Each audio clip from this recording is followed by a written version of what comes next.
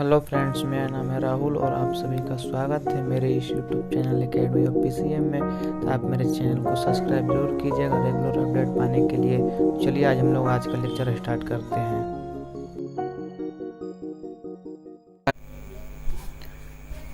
Hello friends, मेरा नाम है राहुल और आप सभी का स्वागत है मेरे इस YouTube channel academy of PCM में। तो हम लोग मैथ में मैट्रिक्स चैप्टर पढ़ रहे थे। तो मैंने मैट्रिक्स का टाइप्स आपको लेक्चर 1 में बताया था, 5 को टाइप्स बता दिया था। तो आज हम लोग छठा से शुरू करेंगे। तो फिर से हम लोग टाइप्स देख लेते हैं, फर्स्ट और सेकंड, मतलब फर्स्ट से सेकंड तक क्या था, 5 तक। तो पहला था horizontal matrix, horizontal matrix. Second था वर्टिकल मैट्रिक्स,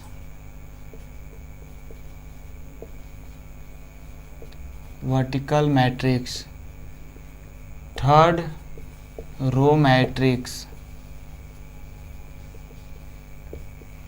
4 कॉलम मैट्रिक्स।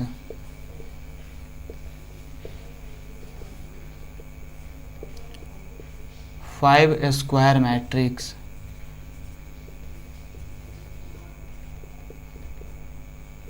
तो स्क्वायर मैट्रिक्स में मैंने आपको बताया था प्रिंसिपल डायगोनल, उसको हम लोग डायगोनल भी बोलते हैं, प्रिंसिपल डायगोनल भी बोलते हैं। तो इसी प्रकार हम लोग 6 जो इसका पार्ट है टाइप्स ऑफ, तो इसका आ जाएगा डायगोनल मैट्रिक्स, डायगोनल मैट्रिक्स। तो चलिए हम लोग डायगोनल मैट्रिक्स देखते हैं। डायगोनल मैट्रिक्स बोलता है कि जो प्रिंसिपल डायगोनल होगा, प्रिंसिपल डायगोनल में मतलब सिर्फ प्रिंसिपल डायगोनल के इधर ये साइड पूरा जीरो होगा, और जो जो प्रिंसिपल डायगोनल होगा वो सिर्फ रहेगा। जैसे मैं डिफिनेशन से मैं आपको सेटिस्फाइड कर देता हूँ, ये स्क्वायर मैट्रिक्स।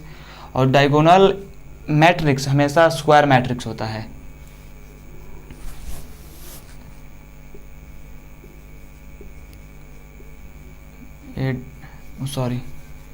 ये square matrix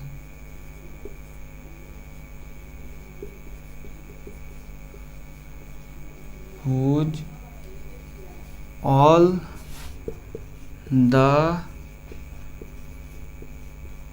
the elements except a square matrix whose all the elements except diagonal element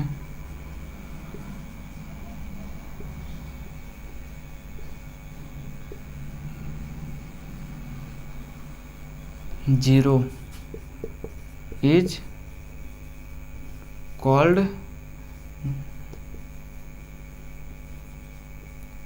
diagonal matrix.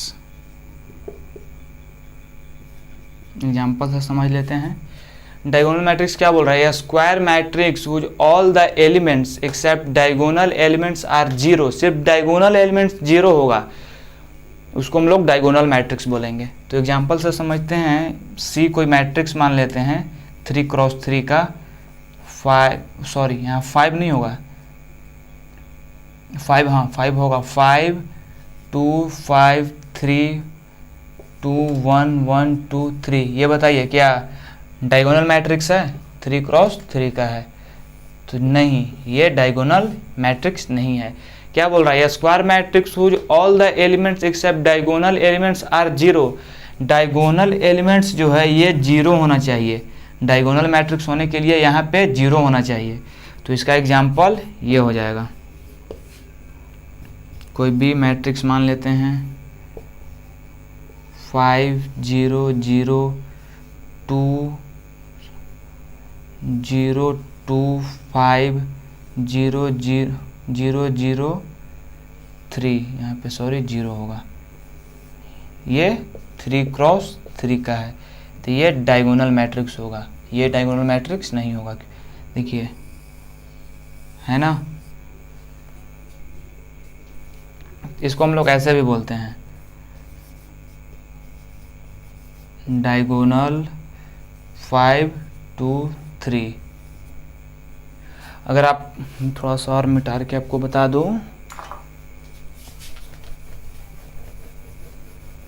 अगर कहीं आपको बुक में सिर्फ ये लिखा हुआ है मतलब 5 8 9 ये लिखा हुआ है, तो आप लोग समझिएगा कि ये डायगोनल मैट्रिक्स है। डायगोनल मैट्रिक्स है। अपने से कोई लेट मान लीजिएगा बी मैट्रिक्स 5 0 0 0 8 0 0 0 9, ये 3x3 का ये दिया हुआ है। अगर कहीं बुक में ये दिया हुआ है तो हम अपने से ये लिख सकते हैं। आप लोग समझ गए ना। तो ये 6 नंबर था। चलिए इसको आप लोग नोट डाउन कीजिए, फिर हम लोग 7 नंबर पे बढ़ते हैं।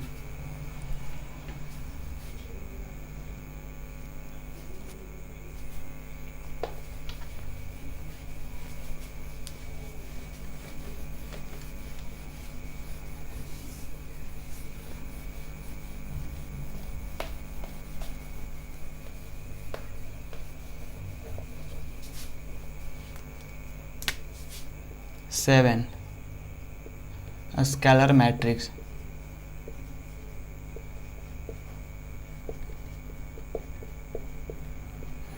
स्केलर मैट्रिक्स का डिफिनेशन मैं बता देता हूँ। A diagonal matrix, a diagonal matrix whose all the elements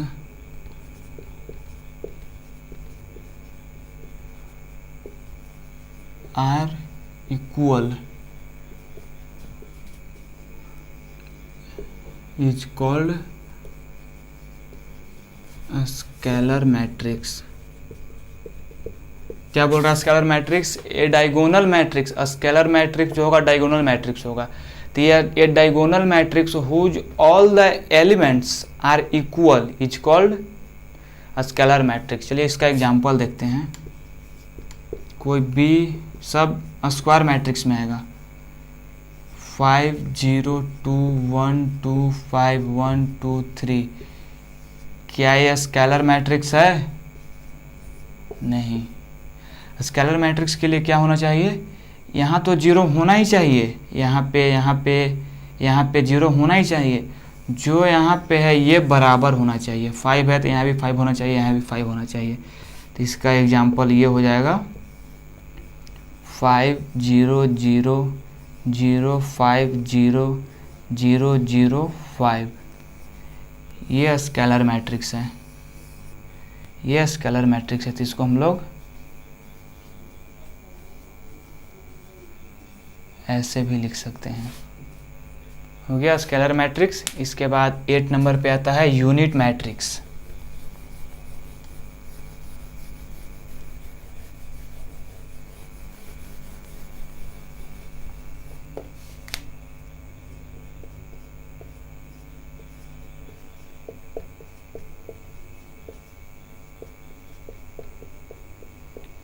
unit matrix से आप लोग नाम से भी कुछ पता चल रहा होगा।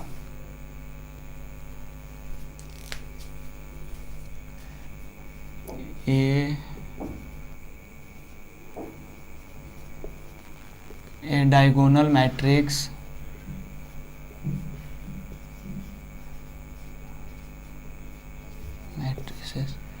a diagonal matrix whose all the elements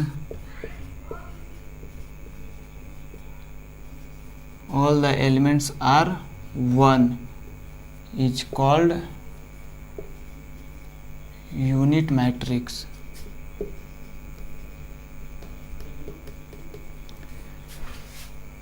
unit matrix a diagonal matrix whose all the elements are 1 is called unit matrix. मतलब ये डिफिनेशन से ही पता चल रहा होगा कि ये यूनिट मैट्रिक्स ये मतलब डायगोनल का ये सिर्फ 1 होना चाहिए।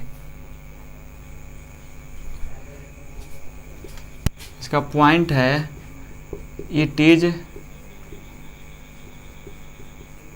डिनोटेड बाय आई। इसका एग्जाम्पल हो जाएगा 1 0 0 1 2x2 का यह है यूनिट मैट्रिक्स। यूनिट मैट्रिक्स 8 तक हम लोग पढ़ चुके हैं। 9 में आ जाएगा। इसके बाद आप लोग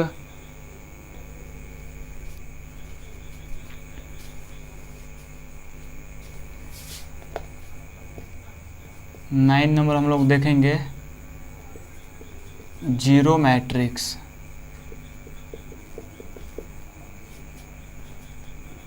ए matrix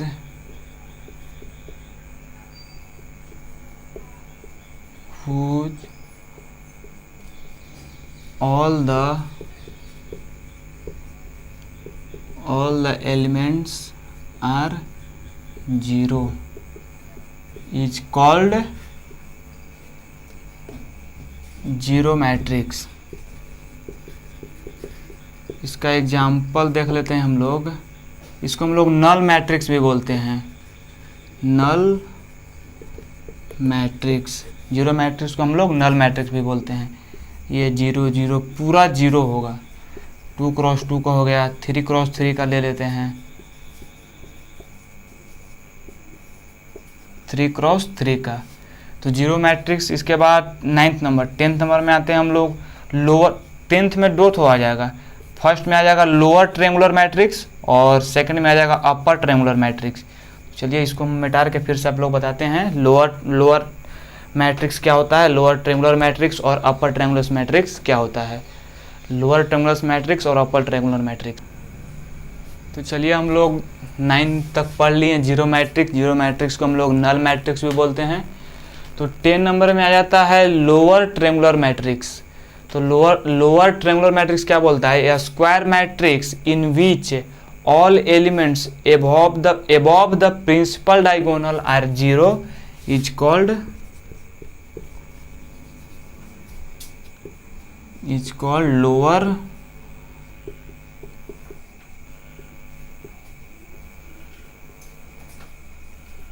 lower triangular matrix. A square matrix in which all elements above the principal diagonal are zero। देखिए एग्जाम्पल हम लोग कोई बी मैट्रिक्स ले लेते हैं, 5 0 0 2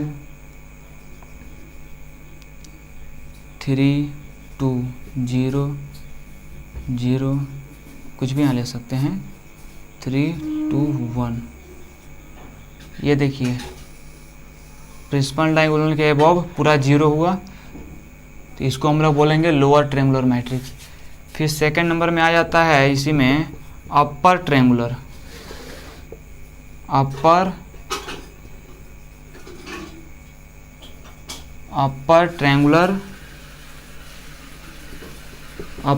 मैट्रिक्स में सिर्फ यहाँ पे जो ऊपर साइड में जीरो हुआ या नीचे साइड में जीरो हो जाएगा, इसको हम लोग अपर ट्रायंगुलर मैट्रिक्स बोलेंगे। चलिए इसका डेफिनेशन भी मैं लिख देता हूँ। ए स्क्वायर मैट्रिक्स, हमेशा ये सब स्क्वायर मैट्रिक्स में आएगा, या 3 क्रॉस 3 का है, अगर फिर यहाँ पे 4 क्रॉस 4 का हम लोग ले लेंगे, फिर 5 क्रॉस 5 का, क्रॉस खाली 5 क्रॉस यानी कि 5 क्रॉस 2 का हो जाएगा, वहाँ पे नहीं होगा। A square matrix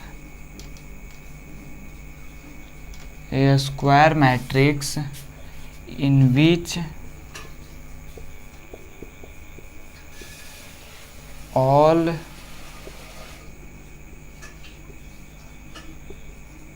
elements below the principal diagonal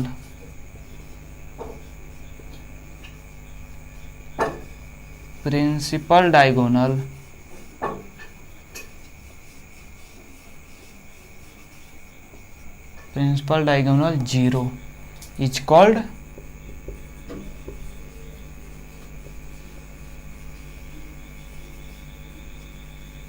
upper triangular matrix.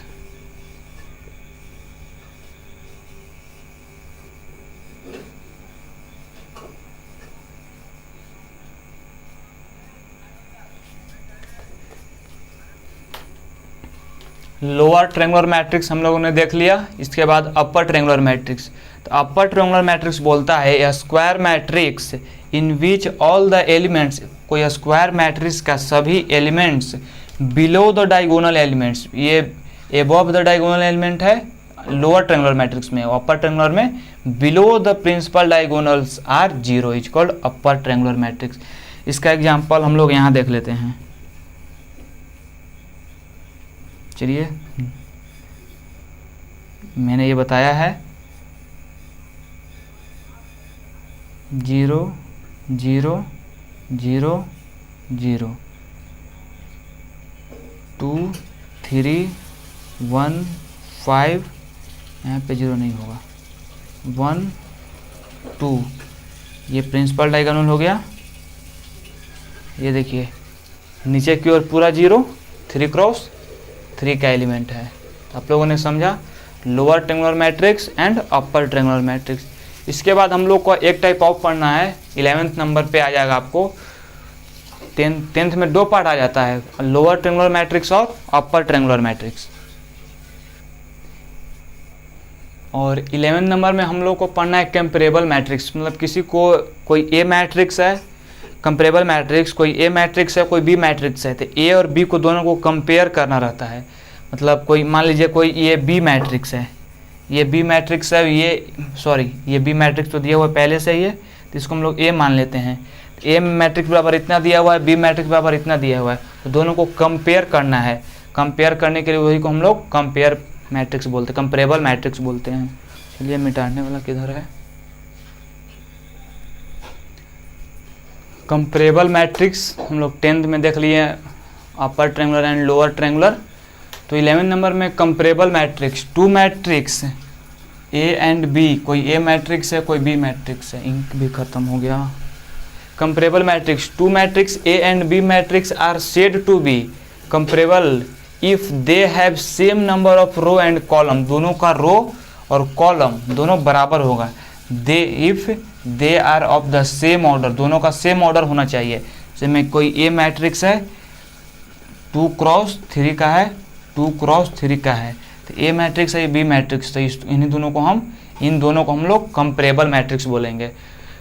तो ये मैट्रिक्स का पूरा टाइप्स खत्म हो गया, यहाँ पे पूरा टाइप खत्म हो गया। इसके बाद हम लोग ट्रेस पढ़ेंगे, मैट्रिक्स का ट्रेस क्या होता है। तो ट्रेस ऑफ अ मैट्रिक्स, तो रुकिए मैं आपको बता देता हूँ ट्रेस ऑफ अ मैट्रिक्स क्या होता है।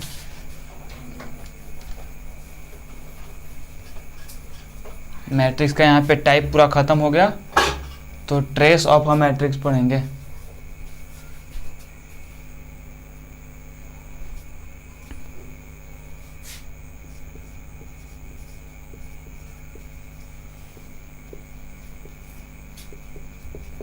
ट्रेस ऑफ अ मैट्रिक्स, तो एग्जाम्पल ले लेते हैं, इंक रुकिए बाहर।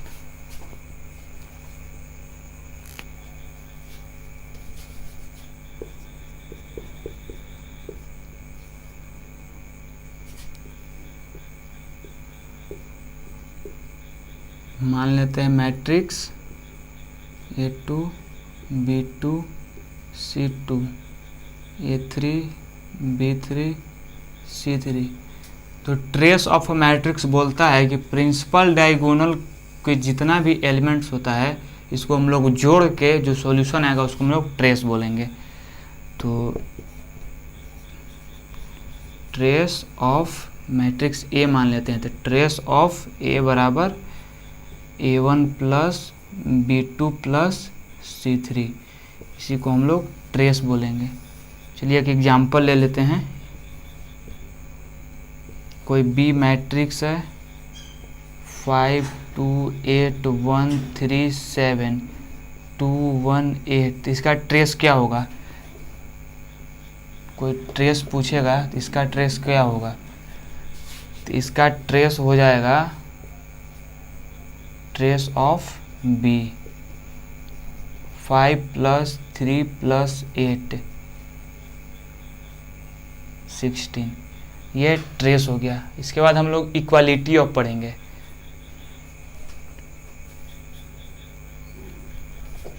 इक्वालिटी ऑफ 2 मैट्रिक्स, ये क्या बोलता है, 2 matrix A and B are said to be equal, 2 matrix है ए और बी दोनों इक्वल है if they are same order and their corresponding elements are equal.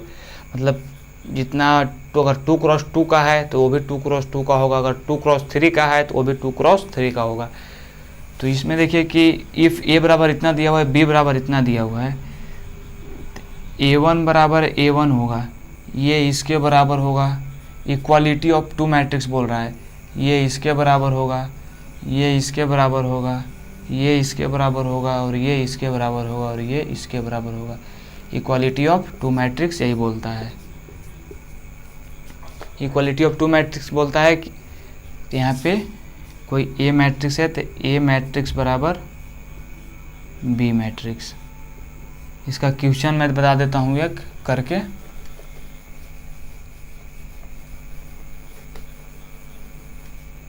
आपको बुक में रहेगा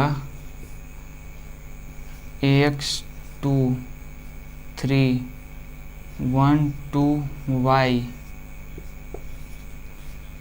ए मैट्रिक्स है, एंड बी मैट्रिक्स रहेगा 3 2 3 1 5 2 1 2 0। सॉरी, ये भी 2x3 का है, ये भी 2x3 का है। तो बुक में बोलेगा आपको find the value of x and y, find the value of x and y।